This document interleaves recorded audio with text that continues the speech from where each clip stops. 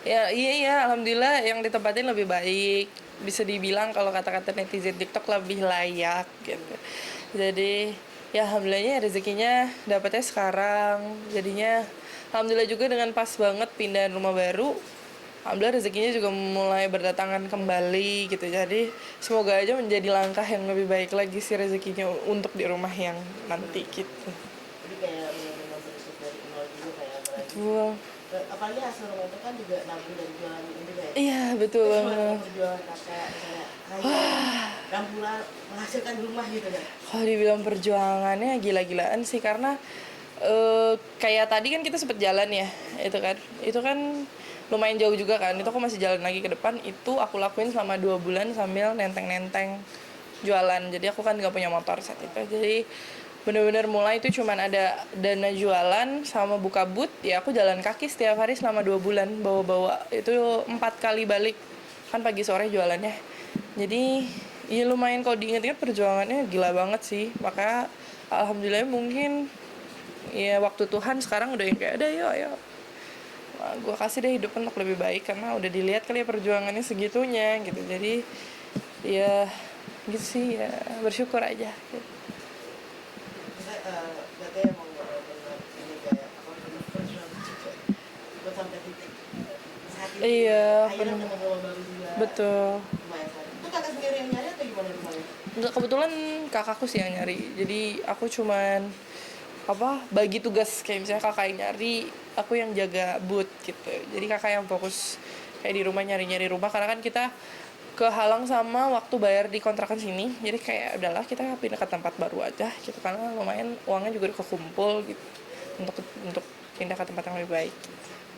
Kak, banyak juga kan warganet yang memberikan semangat juga buat kakaknya. Nah, Hmm. itu seperti apa sih yang ngomongnya? Aku berterima kasih banget sih karena mereka juga aku bisa di titik sekarang sih, jujur. Karena kalau bukan karena mereka ya aku nggak mungkin. Pertama aku nggak mungkin viral juga, nggak mungkin dikenal juga karena siapa sih kayak ya udah lah lo cuman menjual pinggir jalan kayak title artis lo udah gak kepake gitu kan, orang udah lupa juga gitu. Jadi aku ya mau berterima kasih aja sih sama mereka-mereka ya, even yang ngebully juga pun aku lebih ke kayak ya terima kasih aja, aku doain semoga hidupnya bisa lebih baik ya yang untuk yang membuli gitu.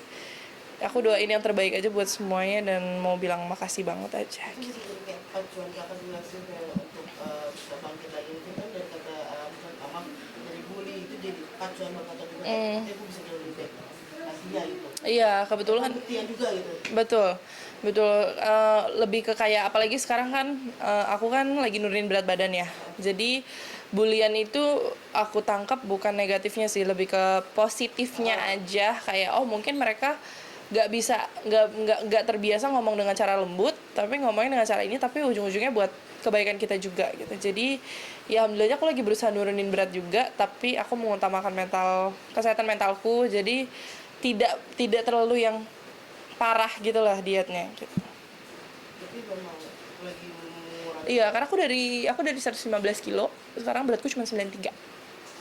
Nggak cuman ya, Ya udah turun ke perjuangan 93 seperti itu gitu. berarti dari berapa kilo ya? 6 kilo Hampir berapa? 6 dari 109 6 hampir 105 115 kilo ke 92. berarti sini 22 kilo Iya, segituan. perjuangannya. Oh ya, jelas. Aku waktu nurunin berat tuh 3 bulan aku intermittent fasting, aku makan sehari jam 12 siang doang, terus aku nge-gym 2 kali dalam sehari, itu 5 kali seminggu. Jadi aku nge-gym pagi aku ngambil kelas kardio, sorenya aku baru main alat dan itu selalu ditutup pakai treadmill selama 30 menit gitu. Tapi nggak boleh lari karena beratku kan nanti lututku bisa luka ya. Jadi kalau untuk yang overweight kayak aku kan ya harusnya lebih idealnya tuh jalan kaki Jalan gitu. kaki. Yes. Jadi sekarang pun even ke boot, even ke apa aku tetap jalan kaki sih gitu. Kalau misalnya minggu aku biasanya CFD. Jadi di sana aku nyari step, nyari ya kadang-kadang lari-lari dikit tapi nggak lari gimana karena mesti ngeri lututnya kan Itu gitu. cedera atau gimana? Enggak, aku research katanya kalau untuk yang overweight banget tuh nggak boleh lari dikarenakan ntar otot lututnya bisa robek atau apa gitu karena tekanan yang terlalu berat gitu. Katanya gitu. Nggak tahu bener atau enggak. Berarti tidak melakukan diet ekstrim juga ya? Enggak. Kita diet yang soft aja. Sebelumnya iya, karena sebelumnya sempat ngedown juga yang saat aku diet 3 bulan itu, tapi ternyata dari diet itu aku kayak ngerasain oh rambutku rontok. Sampai sekarang efeknya belum, masih kayak tipis-tipis gitu rambutnya. Terus juga aku jerawatan saat itu, terus nangis mulu, nggak bisa tidur, begadang, tidur sehari paling banyak cuma 3 jam. Stres sih, lebih ke jadi kayak aku memforsir untuk gue mau turun cepat, gue mau turun cepat, gue mau turun cepat, tapi jadinya kayak Pikiran ya? iya, jadi kayak misalnya, oh minggu depan gue harus turun ke sekian, ternyata nggak turun, jadi kayak stres gitu. Dan itu berdampak banget ya kayak. Sangat, sangat berdampak banget. Aku jadi lebih galak, cepet marah gitu, terus nggak sadar kayak nggak mau diajak ngomong, kayak gitu-gitu sih. Karena nahan lapar kan, jadi kayak namanya orang kalau lapar kan galak ya, jadi kayak yang gitu sih. Dia emang bener-bener sekarang itu diet yang ini aja pelan tapi pasti kayak. Yes. Karena pelan-pelan juga, karena kan normalnya orang kalau turun kan sebulan tuh cuman 1 kilo sampai 2 kilo sebenarnya. Sebenarnya kan. Untuk aku dalam 3 bulan turun 22 kilo aja tanpa suplemen apapun ya, tanpa bantuan suplemen apapun aja sebenarnya udah nggak terlalu sehat ya, karena termasuk memforsir banget, kayak aku bener-bener istirahat itu cuma Sabtu Minggu, dan itu cuman ya karena badanku semuanya sakit udah nggak bisa jalan gitu, baru aku stop gitu. Ntar Seninnya aku mengulangi hal yang sama lagi gitu.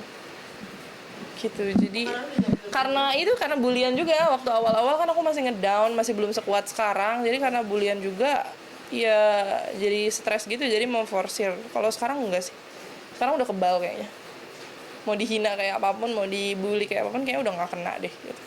Aku udah jadiin itu semua jadiin motivasi aja kayak gitu. Sedih kan kalau ada hal-hal seperti itu yang terjadi sama orang yang adanya bukan dia jadinya kayak komentar tidak enak aja.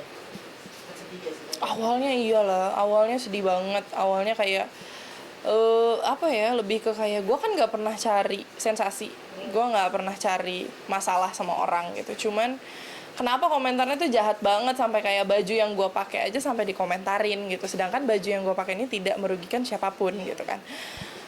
Cuman ya balik lagi Kak, kita mau nuntut manusia sebagaimanapun, mau kita menjadi manusia yang seperfect apapun, ya orang yang gak suka pasti nyari hal yang bisa mereka hina aja sih. Jadi kayak ya apapun yang mereka katakan, mereka lakukan sekarang, ya aku rubah menjadi hal yang positif aja gitu. Karena kalau aku jadiin itu sebuah kayak kesedihan atau sampai depresi atau apa, ya mungkin aku nggak akan bisa berprogres sekarang gitu, bisa berprogres lebih baik seperti sekarang. Mungkin aku masih nangis-nangis di tempat tidur kayak kenapa gue gendut, kenapa gue ini, kenapa gue itu gitu. Tapi maaf sebelumnya, meningkatnya tadi seperti ini tuh ada apa sih dampak apa gitu? Ini jadi pertanyaan banyak orang juga ya, karena kan perubahan aku drastis banget ya, drastis banget. Apa yang hati-hati kan?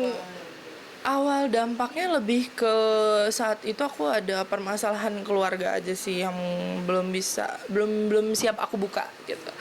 Karena permasalahan keluarga itu aku sempat suicide, aku sempat bunuh diri juga, mencoba bunuh diri dan ternyata tertolong.